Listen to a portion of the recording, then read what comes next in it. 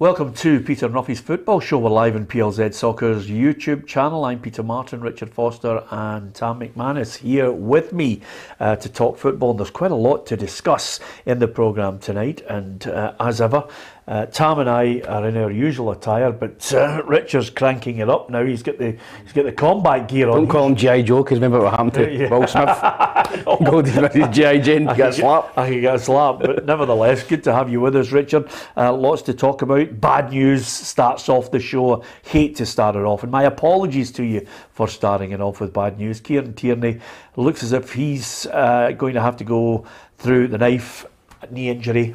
He's out for the season. Off the back of that, you've got Nathan Patterson undergoing surgery for an ankle.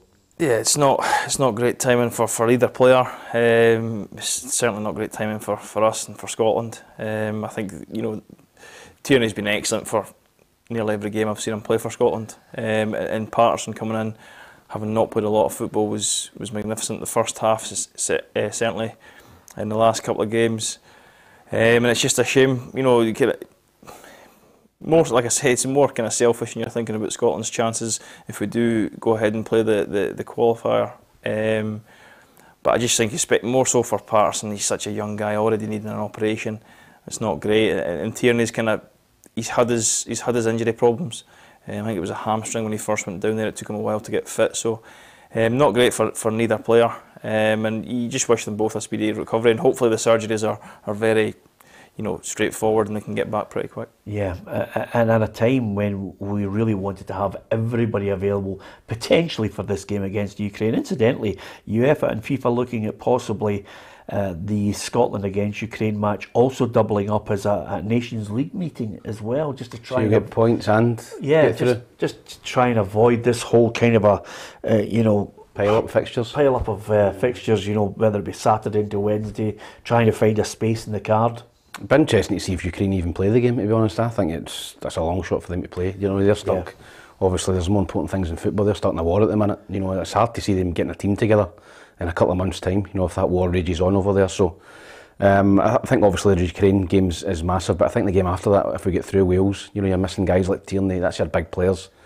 So no, I wish him all the best. He's been brilliant at Arsenal, and hopefully he comes back, as Richard says, pretty quickly. Yeah, absolutely. I think we echo those sentiments right across everyone in the football show, fingers crossed.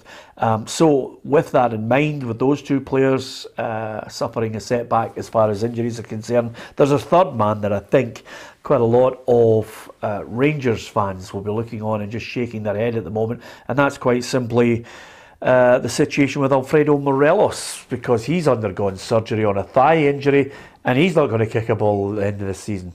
No, and he's a huge loss to Rangers. I think the way he's been playing, he leads the line so well. His performances in Europe have been magnificent. He's obviously, he scores his goal record in the European games is fantastic as well. And I think it's just overplaying. I think there's games there that he could have missed. There's domestic games he could have missed out on. And give another player a shot, because not only now have you lost Alfredo Morelos for the rest of the season, you've got guys coming in. It could still potentially be a crucial point in the season, obviously with the Cup and the Europe. You've got guys coming in who've not played a lot of football because they've missed out. Do you think he's played too many games and been asked to play through the pain barrier? Is that what you're suggesting? Well, in the last European game, he seemed to pull up and he was kind of rubbing his thigh, and then he came off the game. And then I think in the Dundee game he had it strapped up. And the second Dundee game, he wasn't himself. You can see he wasn't chasing things down. He wasn't bullying defenders. He just kind of got through the game. Now, you don't know if he then went away to Colombia and hurt it there, or whether he took it with him. It would seem to me that there was obviously a problem there beforehand, and he's maybe just made it worse, which is why a few weeks ago I was crying out for Rangers to make changes, because this can happen to your key players. And the way he plays, he's kind of all or nothing, isn't he? He gives you everything he's got every game, and when you're pushing yourself to that limit all the time, you need a break. There should have been enough cover to try and push forward a claim to be a regular in that front line domestically, as far as Rangers were concerned going into the game against Celtic. I know Giovanni Van Bronckhorst was mentioning there are other players that had to step up to the plate. They didn't. Morelos in Europe, certainly you can't question his credentials in the European front, 29 goals. I mean, he's in line to break records. No, he's been outstanding for Rangers in Europe. He's been a real talisman. It suits his game. You know, playing in Europe, he can bully defenders. You know, I think it's less physical, the European football. You know, he can put himself about. So, you know, Richards is saying it's fine. It's definitely his thigh. You know, it's definitely he's pulled it, and it must be a bad one if he's getting an operation. Yeah. You know, you've pulled a thigh muscle or a calf or something. You're usually 3 or 4 weeks. He must have really torn it badly to get an operation on that, and that's quite a big operation. You know, and will he play for Rangers again? I think that's the question I think a lot of Rangers supporters will be asking, because I think a lot of people would have thought if Rangers didn't get in the Champions League next year, he'll be away. And I don't think he'll play again for Rangers. I think they'll sell him, and it comes at a crucial point. I think when Rangers will want him to keep playing well, to keep pushing his value up and his price tag up, and maybe somebody will come in and maybe try and underbid now. But I think it's a blow for the player and for Rangers as a club for getting the biggest fee they thought possible in the summer. Yeah, I mean, Alec Mitchell says, do you think Morelos will kick a ball for Rangers again? I wasn't actually going to comment on it because we've had him for the last 3 years. Everybody's been selling him. He's been worth this, he's been worth that, and Charlie has been setting various transfer fees for him along the way, anything from like 10 to 30 to 50 million for him. And of course, I thought your line yesterday was fantastic. If he stays any longer, he'll be getting a testimonial. But nevertheless, I get the. Do you get the feeling that he'll be off in the summer, or is this a setback, which means he'll be here? No, I think he'll be away. This is, you know, I know it's easy to say now, but this is the one time you actually can see him moving on from Rangers. I think Tam's right with injury though. You're probably looking at 12 weeks if you know, if you've ruptured that and you have to get reattached. So it's going to be a tough for him to come back from. He'd miss probably a large portion of pre-season if he was at Rangers. But I think, you know, all things considered, I think he's been in good form. He's been at Rangers long enough. You know, there's no disputing the fact that he's certainly wanted to kind of try and go on and test himself at a better level. And I think the financial situation at Rangers, not getting into the Champions League potentially if they don't, you know, win the league or get the Europa League, I think all things considered, it's almost the right time for him to move on. But I agree, you've knocked a couple of million off his price tag because of the injury, and because as well that clubs know that Rangers need the money. Yeah, okay.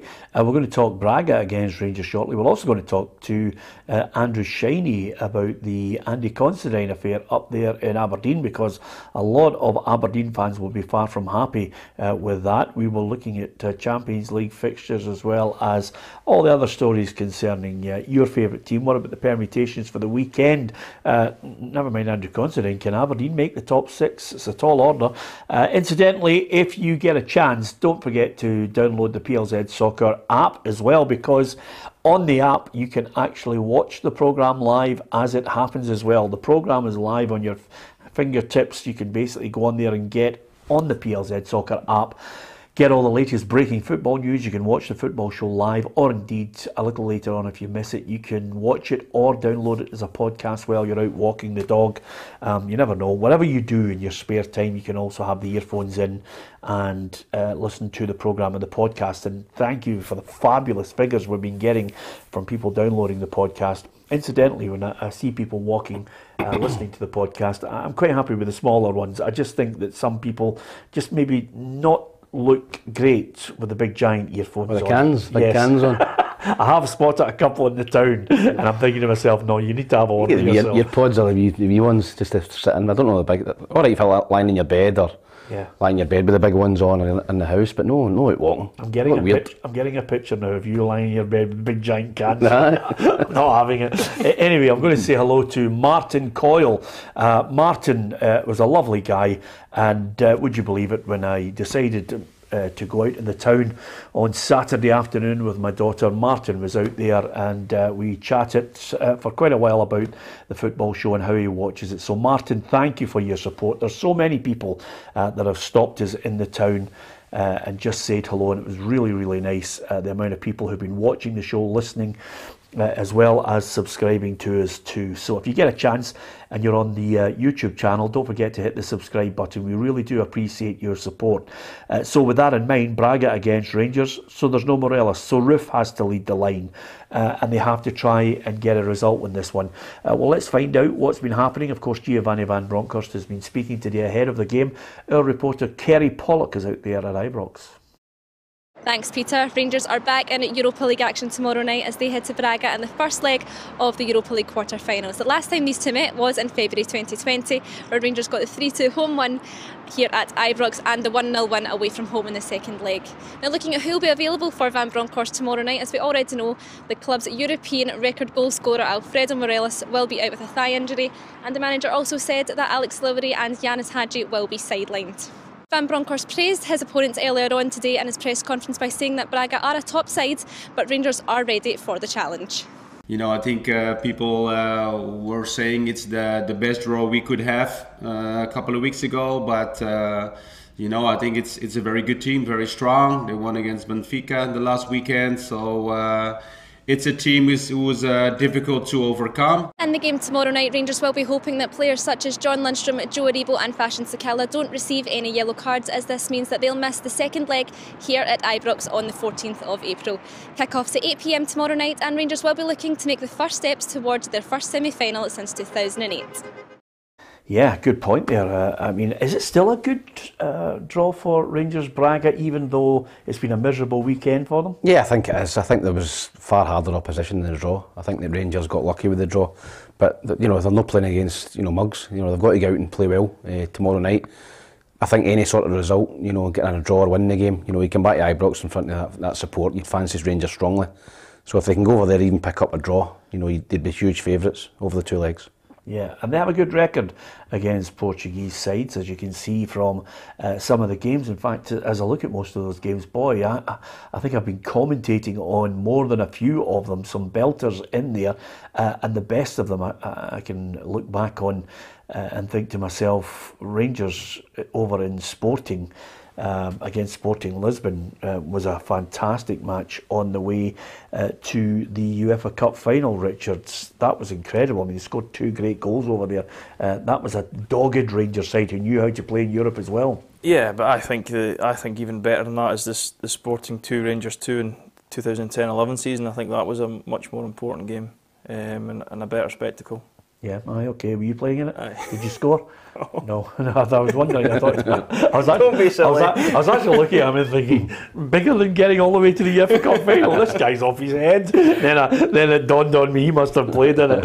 Yeah, listen, getting a result against sides, and I think as Giovanni van Bronckhorst pointed out there, this is a Braga side who defeated Benfica, and I thought Benfica. There was a period last night in their game against Liverpool where they were at it. They're maybe not the force they once were, but still, it just gives you an indication of the pedigree of Braga. Listen, they're no mugs. You know, obviously, I think they were probably the best opposition that Rangers could have drawn, but you still got to go and play well against them over two legs. You know, and things can change. You seen last night, Liverpool dominated the game.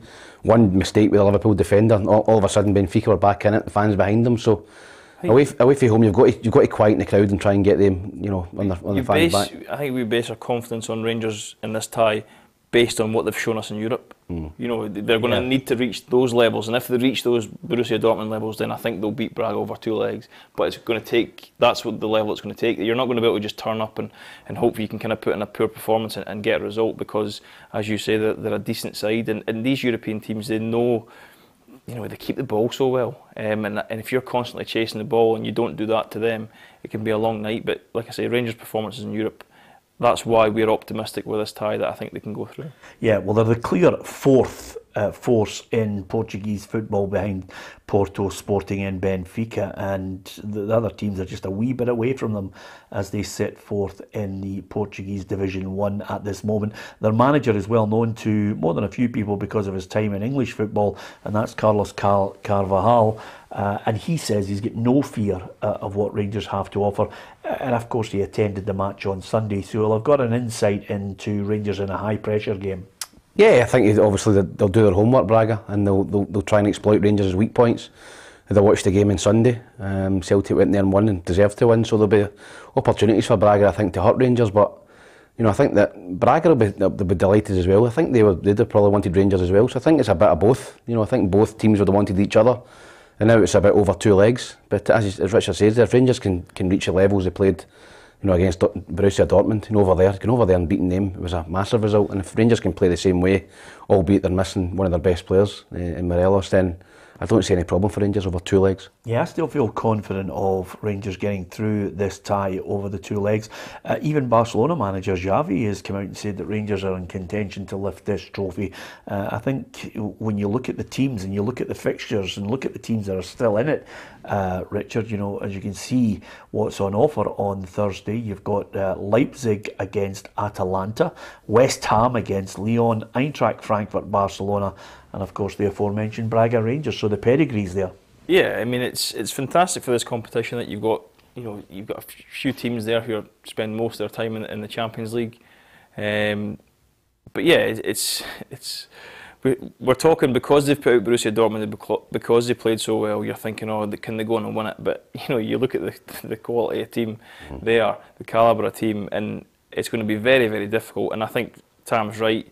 Braga v Rangers is great for both teams because they both would have wanted to avoid Barcelona, Atalanta, Leipzig, you know, West Ham, all these teams. But it's great for Rangers to be involved, and while they're in the competition, they've always got a chance. Yeah, absolutely. I have to tell you on the feed today, which is absolutely good because it's taking the heat off you, Richard's Givenchy jumper's getting absolute pelters, by the way.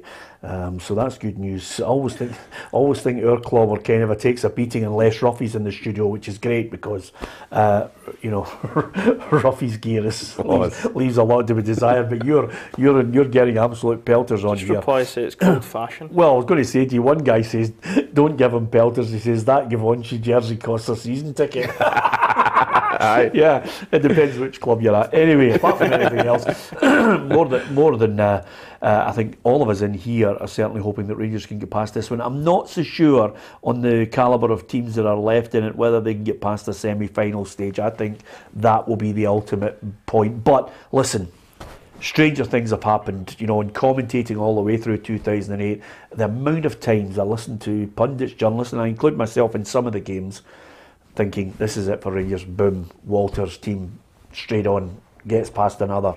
Yeah, I think Walter's teams were you know, more difficult to play against, and more difficult to break down. But you know, and I think it goes back to Morelos not being available. With Morelos and Kent in Europe, they pose such a threat on the counter attack. Yeah. Without him there, I do think that they're missing a lot of. Obviously, as Tam said, he's one of the best players. They're missing a hell of a lot of quality in the forward areas, and it's up to Roof, a Sakala, someone coming in to try and provide that. But I just don't think they've got the spark, and I think Morelos being missing kind of makes this Braga tie more even, I think. And I agree with you. I think if they do get through this, I can't see them going beyond, because any one of the other teams in there, if they get them in the semi-finals, then I think they'll be too good for Rangers. Yeah, okay. You can give us your thoughts on it. Braga over two legs, Rangers to go through, or Rangers to fall at this hurdle. It's all about opinions. That's the nature of it. Thank you for joining us on the show. We're switching from the Europa League to domestic issues, and the story over the last week or so was quite simply that Aberdeen were just dotting the I's and crossing the T's on Andy Considine coming back from injury, signing a new deal. And I think a lot of people, certainly a lot of Dons fans, were absolutely delighted, wanted to see him wearing the red jersey again, wanted to see him extend his stay at Pittodrie. Well, here's Jim Goodwin on Considine leaving Pittodrie now. Basically, there's been some kind of breakdown, a leak which has left the manager far from happy, and he says, "I feel compelled to let our supporters know the facts after my meeting with Andy was leaked, which I feel has thrown myself and the club under the bus. On the 10th of February, the club offered Andy a new one-year contract, rewarding him with a six-figure guaranteed deal, and furthermore offered him the opportunity of a pathway into coaching with our youth academy, where the club would continue to invest in its future, including his coaching badges." Andy's agent on the 23rd of March sent in a counter-offer which was over 50% more than our offered guaranteed wages, and for a 2-year contract. During my confidential talks with Andy, we discussed the parties being too far apart financially, and the reality is that I cannot guarantee him playing time next season. Ultimately and understandably, Andy wants to play. So, what's going on, Andrew Shiney? Is there a bit of unrest up there? Um, Obviously, it's come as a bit of a bolt from the blue for all Aberdeen supporters to hear that Mr. Aberdeen is going to be leaving at the end of the season. I mean, I've known Andrew as long as Richard has. I mean, we were both working at Pittodrie, I think, when Andrew signed as a raw youngster. I've followed his career closely, seen most of the 569 games that he's played, and it leaves a bit of a sour taste, I must admit, that it would appear that the end of his career is going to be tarnished in this way.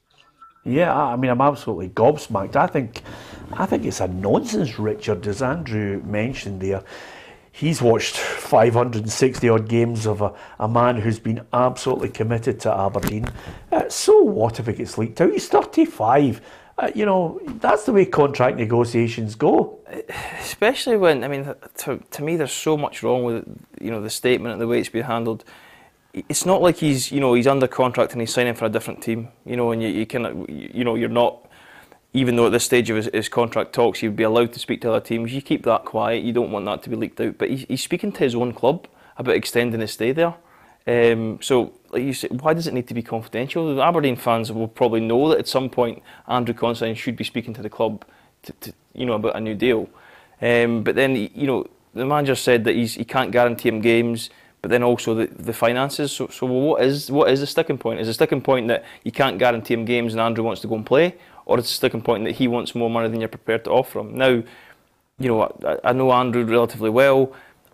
He won't be, I don't believe what he's asking for will be anywhere close to what the highest earners are on at Aberdeen, which in my opinion is wrong because he's been there the longest. He probably should be one of the highest earners at the club, which he probably won't be, given the kind of the fees that were banded about or the wages that were banded about for the guys that came in.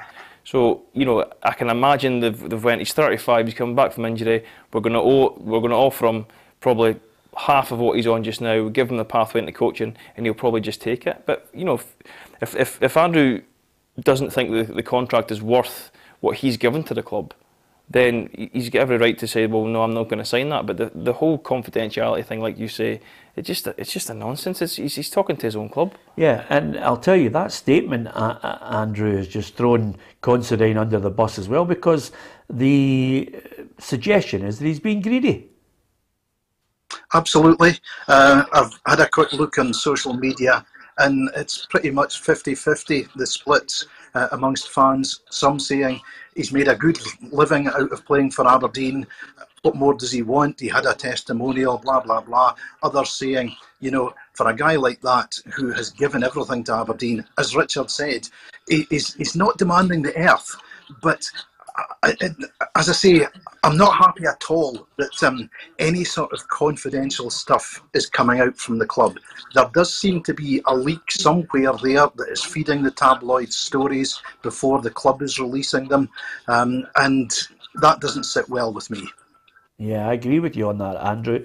And over and above that, Tam, okay, listen, I've got no qualms. I know Jim well. Jim will want to build his own side, and he'll want to put his own stamp on that side. But as Richard and I were discussing, and I'm sure Andrew will mention it as well, boy, that back four has missed him. They needed somebody with the experience there, and there will be a place of great value for someone like him next season, unless Jim Goodwin is about to surprise us all with a budget that we didn't anticipate as he brings in, a higher standard of player. I'm not so sure they've got that sort of disposable cash. No, I don't think so either. And I think when you've got people that are proven at that level in the building already, they've been down that route with Stephen Glass, brought in people who weren't accustomed to Scottish football, and they've flopped up there. So when you've got a guy in there with that experience who's been there, who knows the club, who knows the fans inside out, I think I think Aberdeen have tried to lowball him with the contract. I agree with Richard totally. I think they've just thought, listen, he's been injured for a year, just give him whatever, we'll give him half his money and they'll take it. But I think he's obviously said no, and his agents maybe leaked it to the paper. That's what happens in contracts. That's what happens when your contract, you try and manoeuvre a way to get what you're wanting. And Jim Goodwin's taking a big gamble, I think, because I think Andrew Considine, is a big hero up there with the supporters. The fans like him. When you go in there and you try and get rid of guys like that, you're taking a risk, and I think that Goodwin is taking a risk. Obviously, he wants his own players in, but I think that time will tell if it's the right decision, but I don't think Constantine will be there now. I think that's it, done and dusted. I think that's the deal done. He'll leave at the end of the season, but whether that's the right decision, only time will tell for Jim Goodwin. Well, he's 35. If he's got 2 years in him without injury, I'm not sure he'll get. I'm not sure. I can't give you an exact figure. I don't know what type of money he's still looking for and whether he'll get it for 2 years elsewhere. He would be a good signing for another team, though. That's a Stonewall certainty. Andrew, another thing that I want to talk to you about is we've been sitting watching the permutations of what could happen at the weekend. You and I discussed it last week. We said a draw is not good enough. Needs 6 points to make it interesting. And suddenly Aberdeen, only a win with Motherwell Hibs losing, will secure top 6.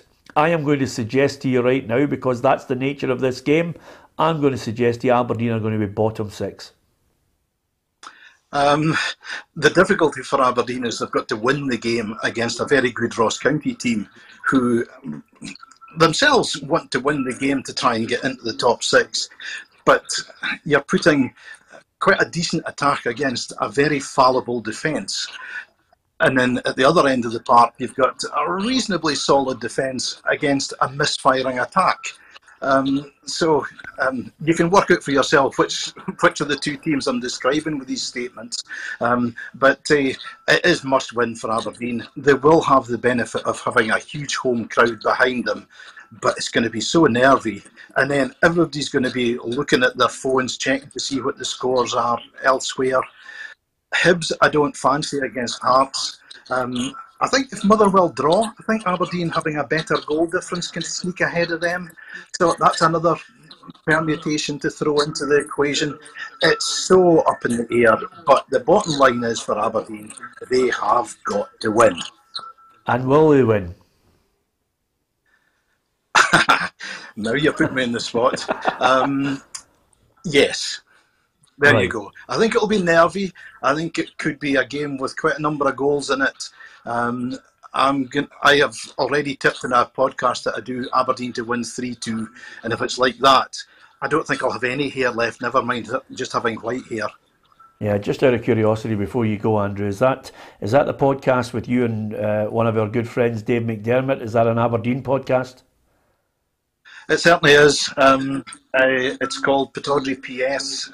John Mellis, who's the stadium announcer at Pittodrie, who worked with Dave and myself at North Sound, the three of us get together every Tuesday morning in a Zoom call, chew the fat for 40 minutes.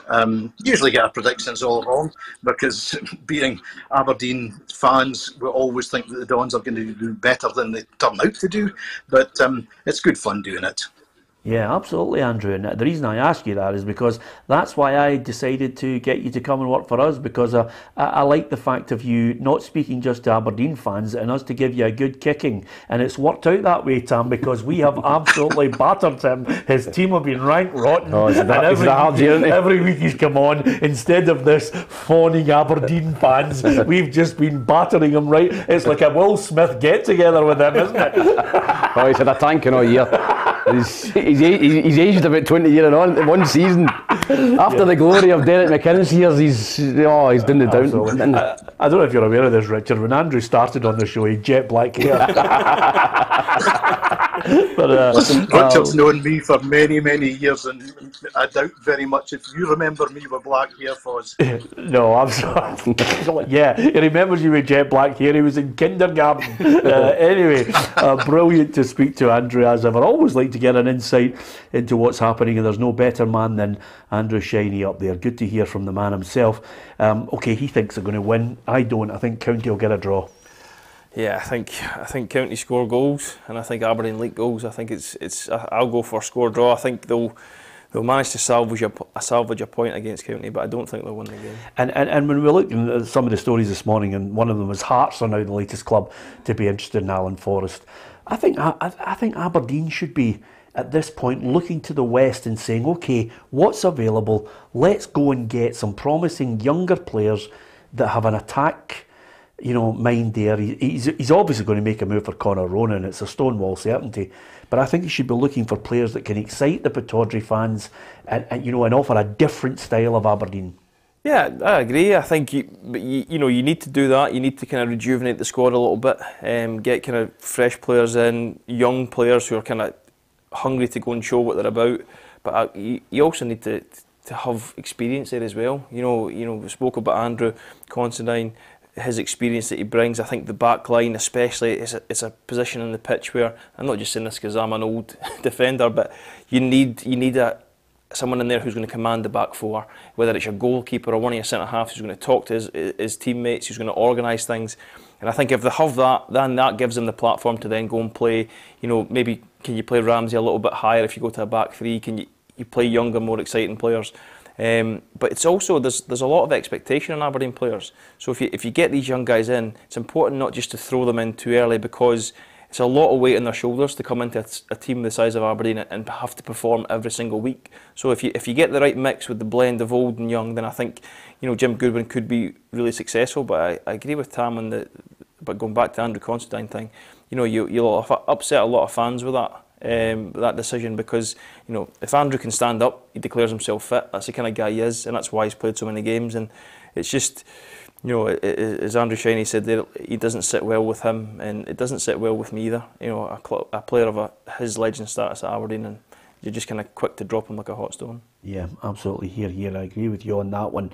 I would like to say thank you very much to quite a lot of people who post messages on our YouTube feed. We get lots of messages coming in off our app as well. If you download the app, there is a section called Submissions where you could actually video yourself and your point of view, and if we play it, we'll send you out something nice. If you actually just send us a message from Submissions, then we'll read that out as well. If you are posting something on our live feed though, please try and refrain from swearing, because there are a lot of people who may be of a certain age that are obviously sensitive to some choice language, and of course we try and keep things as decent as possible. I know every now and then, Tam, you smile, but I'm the last bastion of good behaviour. I wasn't the last bastion of good behaviour when I was on a park, but this you've not caned somebody in a while. I haven't, because battered somebody. Well, this is not the show for you. Do you know why? Because I've made a conscious decision, because social media, I think over the last the last couple of months has become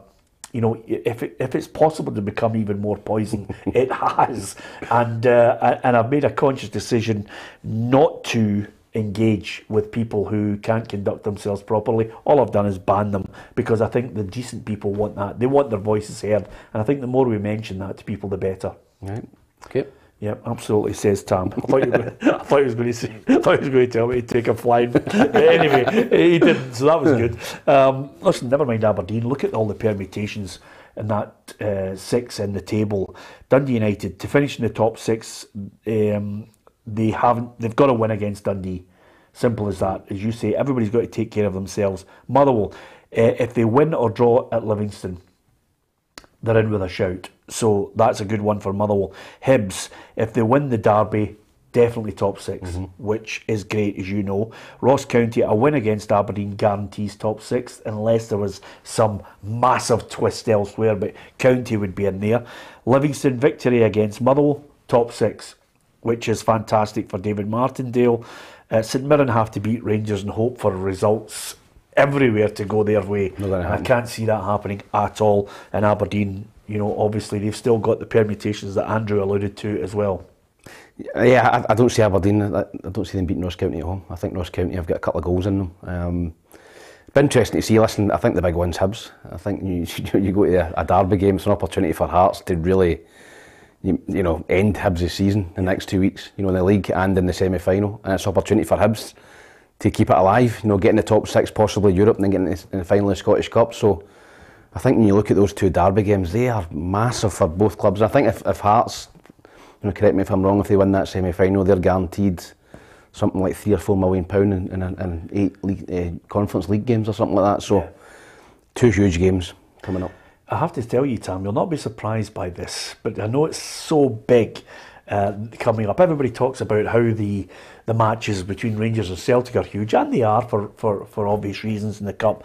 But if I am putting on my head of living in Edinburgh for such a long time and enjoying those derbies, I've assessed both teams. I've gone through to countless games, as you know. I see you there at Easter Road, and I go to Tynecastle as well. I think it's jam tarts for me. I'm going for a double whammy. I'm going for them to absolutely spank you on Saturday. I'm looking forward to it. There's less chance of me getting pelters through there than you. I'm going for Hearts to win at Tynecastle, and I'm going for Hearts to win at Hampden. And I know that you'll be sitting there saying, well, I do a bit of work for Hibs, but realistically, when you look at the two teams, are the odds stacked against Hibs? I think Hearts are favourites for the Cup, for the semi-final. I think because you look at league positions, they're miles ahead of Hibs. But obviously Hibs have had a bit of a season of turmoil, changing the manager midway through it. But I think Hibs are capable of beating Hearts. But Hibs need to be clinical in the final third. They need to defend well. Hearts don't give much away, and they've got Barry Mackay's now starting to score goals. Boyce up there. So both derby games this season have been 0-0s. Two great games, to be honest. Both goalkeepers in top form. So listen, it can go either way, but two exciting games to look forward to. Obviously starting this weekend at Tynecastle, and if Hibs can go there and win, it would give them a huge boost going into the following week. Yeah, so he's dealing with probability while not answering my question. Honestly, absolutely. Well, of course, because he's been doing a couple of podcasts with Graham Spears, and that's what happens. Everything's rosy in that world, But Richard, I'm going double whammy jambos. I tend to agree with you. Watched Hearts and Hibs a few times this season, and been really, really impressed with Hearts for the most part. I think they've got pace up top. They've got goals, they've got creativity, and defensively they've been relatively sound, and they've got probably the best goalkeeper in the country at the moment, in Craig Gordon. So I think Hearts are one, especially at Tynecastle. I mean, it's one of the best stadiums to play in Scotland. It can be so intimidating, but it's generally it's quite good. You get a good interaction with the fans for the most part, and I think they'll thrive there. They start well in the game, and I think they could put 3 or 4 past Hibs, to be honest. Yeah. And then in the Cup, I think they'll again, if they win at the weekend, I think they'll go on and they'll do the double. Yeah. Yeah. Okay. If you're wondering when you can get the hard-hitting pundit in Tam McManus, don't forget to read the Daily Record this morning. How I Made Frank Sosie. Wow, that was really blistering. Wow. You can't just battle a team every week. Sometimes you've got to go a little bit off curve. I've written it down in the back of a stamp the last time you battered Hibs. Anyway, apart from anything else, I might have no choice in the next couple of weeks. Exactly. I'm going to be hopefully no. I'll be making sure I get a copy of it. Listen, the other thing I was going to say, just as a wee aside, I'd love to have been there to see it. I know Big Grant Stott was hosting it and Sosie was back. He is the god for so many people, which is slightly amazing for me, because if I was thinking of Hibs and the God, his name's Pat Stanton. It's nothing else. Sosie, great player that he is. No, I think both number 4s. I think both legends with the Hibs supporters, but unfortunately missed the dinner at the weekend with illness. But listen, they were all there. I think there was 900 people there, so that just shows you the esteem that they hold Frank Sosie in. And how did you actually set him on his way? I read the headline and I thought, I'm not going to bother reading that. Now, what happened was, I was in the ground staff at Hibs at the time, and Frank Sosie had played against Rangers for Marseille in the European Cup, and I can remember him. I used to watch all the games, and he walked past the dressing room, and I says, that was Frank Sosie, and the boys were going, no, it wasn't. It was Willie Mackay, the agent. So we had a practice game, and Frank was 33, I think, or 34, and on Easter Road, and we had a practice game, and McLeish was obviously wanting to see if he still had the legs. So he played me and Kenny Miller against him, and me and Kenny, over 100 metres straight race, me and Kenny would have given him a 50-metre start and beat him, right? He couldn't run. But we played the game, and every time I spanted running in behind, he was already standing there. I couldn't get by him, we couldn't get in behind him, me and Kenny. And after about half an hour, McLeish says, right, I'll do, off you come, Frank, and signed him on that day. And I'd never seen anybody run Frank Sosie. It was incredible. He just read the game so well, and he couldn't run. And you always think, well, somebody will run by him, but I've never seen it in a year and a half that he played for Hibs, anybody running past him. He was a top player. And as a manager as well, he gave me a 5-year contract, which is probably why he only lasted 12 games. And then he got the sack. But thanks, Frank, for that 5-year deal as well. Absolutely. The one abiding memory I have of him, apart from his great players like that, even at 33, he could pick a pass. Oh my God, he was like, it was consummate ease. That players that I love, Pirlo was a classic as well. They just have a grace about them. They seem to have a bit of time, Richard, and then the head's always up, and they're always two ahead in their, where they're going to pass the ball. I always have to worry about my touch too much, and my head's usually down. Make sure I can control it. But yeah, I mean, when you watch top players of that ilk, like you say, Pirlo, Soze, always like Seedorf, just that kind of elegant grace about them. They kind of seem to glide over the turf with the ball, and then they can, like you say, they can pick passes, long passes, short passes. Obviously Zidane was the master at it when you watch players like that, and it's sometimes you just got to sit back and enjoy the players that you've seen, the players that you've played with, played against, the players that you watch on the TV, and you've just got to applaud how good they are, and obviously Soze falls into that category. Yeah, absolutely, and I do like the banter. Some of the banter on our feed is absolutely magnificent, and somebody says Kaiser Soze was quicker than Frank. And also, I think a lot of people talking there, and one comment which sums it up, Stephen McNeil says Stanton was a Rolls Royce, and he was. I mean, if you see pictures of Pat Stanton when he was younger, a right good looking boy, great player, and such a humble guy as well. I've met him through Hibs TV and all that. And yeah, we've had him on the show. What a lovely guy he is as well. You'd never think he was that good for Hibs, Yeah, he was absolutely magnificent. And then, of course, ended up leaving Hibs, Celtic, joining Celtic, and won the double. Incredible. So I think he's got every domestic medal completed by his time in that 1 year at Celtic, where basically I think Jock Stein just said to Pat, "Look, Pat, light this Hamlet cigar and just stroll about the back line." And that's exactly what he did. He was sensational. So, talking of experienced players, what about some of the kids that we've got coming through that have reached, this list of the top 100 kids in European football at the moment has been released by CIES Football Observatory, their study into the best players. And I think in there, Calvin Ramsey has made it in there, Leo Abada of Celtic, and also Billy Gilmour, no surprise there. There's the top man, who's Bukayo Saka from Arsenal, Jude Bellingham at 24, Gilmour at 49, Abada at 77, and Ramsey at 83. So it's always nice to see those players there who are in the top line. Yeah, as particularly Bellingham, I thought he was brilliant for Dortmund against Rangers in both games. He's a tremendous player, obviously breaking into the England team as well, but no, it's nice to see, as you said, Billy Gilmour. It's nice to see Callum Ramsey in there. He's had a great season for Aberdeen, but it just shows you that people are respecting our game a little bit more. We're getting in that top hundreds, guys like that, so fair play. Yeah, absolutely. I'm looking at Dunfermline against Wraith Rovers. It's on tonight. It's that game in hand that you were talking about. You want the Pals to win, do me a favour. I was just about to say, that's the home one would be lovely. Because I'm looking here and they would draw level with you, and you have a slightly better goal difference, but there's not much in it. No, it's a big game but I also think it's a huge game for Dunfermline. I think where they are in the league, it's almost you look at their squad, and we played them a couple of weeks ago, and they were good, weren't they? They were really good, and you almost look and think it's a false position in the league, but they seem to kind of have 2 steps forward and then 3 steps back. But they're a good side when they get playing. Yogi gets them to knock a ball about. You can just see his infectious nature kind of feeds off into his players, and having been a lifelong Par supporter, I really hope they can get the home win tonight. Yeah, absolutely. Yeah, sure. I played for Dunfermline, so I echo that. I played for everybody.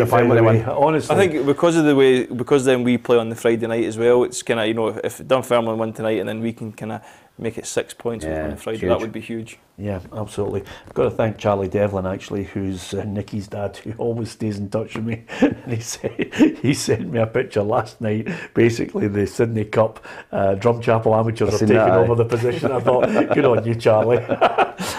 Incidentally, thanks to Stephen Bonner, who says Peter Alan Gordon was awesome as a Hibs player. He was absolutely fantastic. Listen, for the benefit of, and I know Tam would have probably heard 1,000,001 stories about it, but when I was growing up as a boy, Hibs could easily have won 6 titles in the early... The famous 5? No, this is after the famous 5.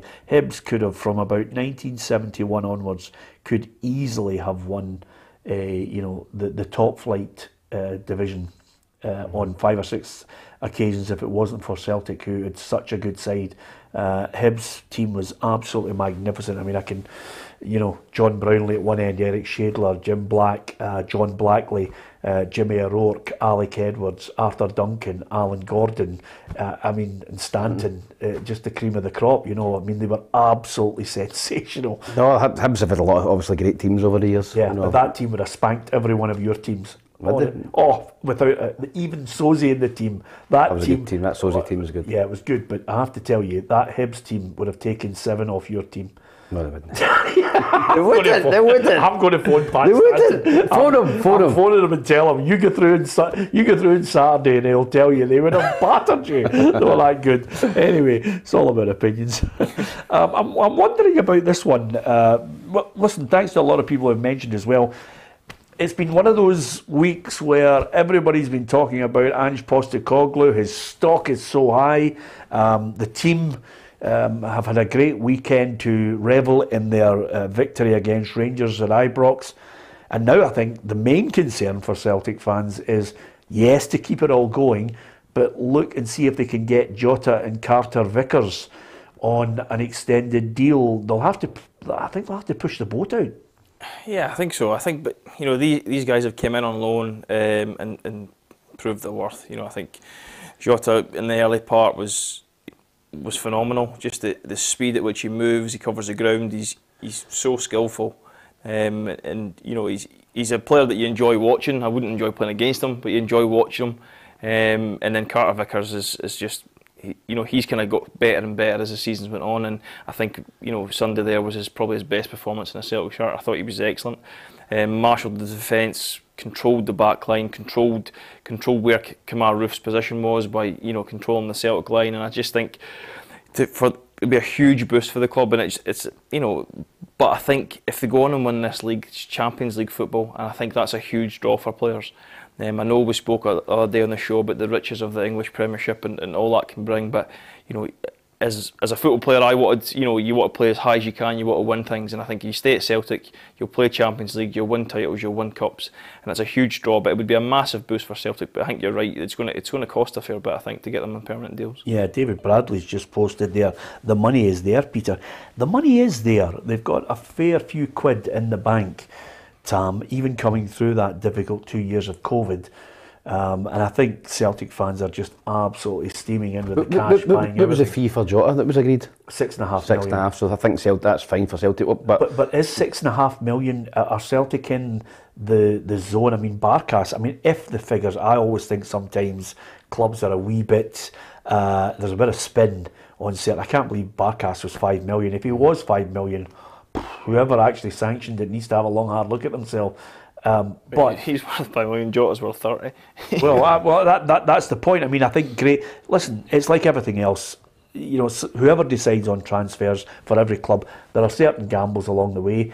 It's equally as big a gamble sometimes if you're shelling out 5 and 6 million. Don't think it is for Jota. In our game, when you look at Jota, he would be a snip. I think he'd be a snip at 6 million because I think he'd have another 12, 18 months the way he's playing. And you get double your money at least. You sell him to England, or you sell him to Benfica or a Porto or something like that back to his own country. Yeah. Cameron Vickers, how much are Tottenham going to want for him? 10? 15? I'm not sure he's in the 10. But by the way, can I tell you something? Good player that he is.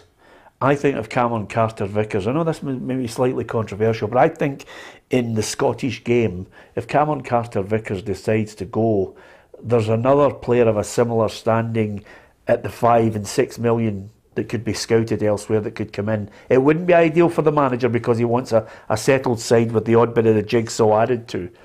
But I think he would, I think Celtic will have in their mind, this is where we're going with that deal. If it hits the ceiling, thank you very much for your year. Let's move on to someone else. Yeah, I don't think they're going to overspend. I think he's another one like Jota. I think he could go on and earn Celtic, a fairly high transfer fee, but typically Celtic buy, you kind of pluck players from relative obscurity for a couple of $100,000 here and there, and then they move on to bigger and better things. But I think with these two, because of the season they've had, I think it would be massive for them to sign them. But yeah, Celtic you're right, they'll have a point at which they won't go beyond. They don't overpay for players. They're quite shrewd when it comes to that. And like you say, if they're wanting 10 million for him, say, and they're only willing to pay 5, there are other players out there who you could get for 5 million who would do the job in Scotland, certainly. Yeah, and I know that as has been mentioned on our feed, that Julian is still in the mix. Christopher Julian's still there. Hasn't really had a sniff of a game for Celtic since Postecoglou is there, and he's come back from injury. But I don't think, the one thing about the Martin O'Neill era, had Dermot Desmond in a mode of, right, 6 million Lennon, right, 6 million there's Sutton, right, go out and buy Val Haran, go out and buy this one and that one, and by the way, you've inherited a world-class striker who's wearing a number 7. I think that Celtic they're pretty sure, as Richard said there, they'll have a budget in mind. Obviously, a lot of supporters will be screaming for them now if they get that Champions League money. Yeah. We've got all this money, but Celtic have had money in the past, as we know, in the last 4 or 5 years when they've got decent money in for players. They've not spent it. They've reinvested it in the club or whatever facilities, and the supporters have been annoyed at that at times. So they'll have a budget in their mind. But I think Cameron Vickers, I think Tottenham will be looking for 10 million for him. Yeah. I genuinely do. With the manager that they have now, though, the one good thing that I think Celtic fans will realise is there will not be the last day signings. Yeah. This is a manager who said, get them in as early as you can. As soon as that window opens, I want the next 2 or 3 as he continues to build this side. Everybody thinks this is a finished article. This is not. This is Ange Postecoglou saying, well, I've brought the Japanese players in. I've added a couple of others. It's all going well, but there are other bits that I want in the jigsaw. Yeah, I think that it's obviously just a start for him. It's his first season at the club. I think there's every opportunity for Celtic to go win the treble this season and to get in the Champions League. I mean, what a season that would be for him. Yeah. Nobody would have envisaged that at the start of the season. So I think if he can get to the next summer, I think that the board will trust him. He trust his eye in the market. Your old mate's won League 2 Manager of the Month, Kevin Thompson. Yep. He's done well. No, he's done well at Celtic Hearts. Obviously, I think when Barry Ferguson left, I think he'll be ruined at the fact that he went to Alloa. I think he could maybe have stayed at Celtic Hearts because he'd built a good side there. Tomo's obviously added a couple of bits of quality to that as well, and they've won the league in the canter. But I think the bigger test for them will be next season. When they're up, I think a lot of people would expect Celtic to win that league. with the budget they've got and the players that they've got. But I think next season going into League One, Queen's Park could be there, Dunfermline could be there. Airdrie, there'll be some good teams in there full time. So, it'll be interesting to see if he stays next season, because a lot of clubs will be looking at Kevin, the job he's done. Yeah, I read the tweets, all orchestrated, all synchronised last night from various female footballers talking about and being very unhappy that the women's national team, the next match against Spain, there was only a small section of areas for the fans. They wanted I think the general feeling among most of them, and I was quite surprised by it, they wanted, the stadium opened up for a huge crowd. This is off the back of Barcelona, Real Madrid. This is off the back of, the popularity of women's football is growing. I was gobsmacked by it, because the SFA come out and said the ticketing sales process used at Hampden Park is identical to most across Scottish football. Tickets sold in blocks in line with its supply and demand. As the supply intensifies and more people open up more sections. They open up more sections. Somebody should have said to these girls before they all steamed in, putting the boot in. Somebody in the women's FA should have phoned up and said, look, there's a wee bit of consternation here. It would have taken a phone call to stop this situation where numerous high-profile footballers all tweeted the same synchronised message. It was bizarre. But I think, if you're looking at a Scotland game, a men's game, they don't say, right, we're only opening this block and then we'll open that block. They just go, right, the stadium's open, go and buy tickets. So I think the very fact that it seemed to be different, I just don't think it. It wasn't different, Richard. I can only go back to maybe a couple of years ago. Scotland sections weren't open. There were sections of the Hampden were not open because Scotland were ranked rotten. But why not just open the stadium up and see what tickets you sell, and then from there you can go, well, we've only sold 10,000, 20,000, whatever it is, and we'll kind of readjust the stadium based on what tickets we've sold. I just think that the message initially, we're only opening up this until we sell it, I just think it's everything that's kind of wrong with the way we look at women's football. It's like, well, they might sell that, so we'll let them have it. Oh no, look, they've sold more. No, just say stadium's open, go and buy tickets, and then readjust from there when you see what the demand is. Well, that's just a PR exercise then. I mean, at the end of the day, it's all in the wording. I mean, at the end of the day, look, here's Scotland playing Spain. It's the ladies' game. The tickets are this. You don't need to mention, by the way, we're only opening the 2 sections. It's just a bit of PR. But at the end of the day, I just thought it was a phone call that could have just stopped that whole feeling of unrest, because everybody wants to see the game. Everybody wants to see the game prosper and get better, and technically see a whole raft of a good women footballers coming through.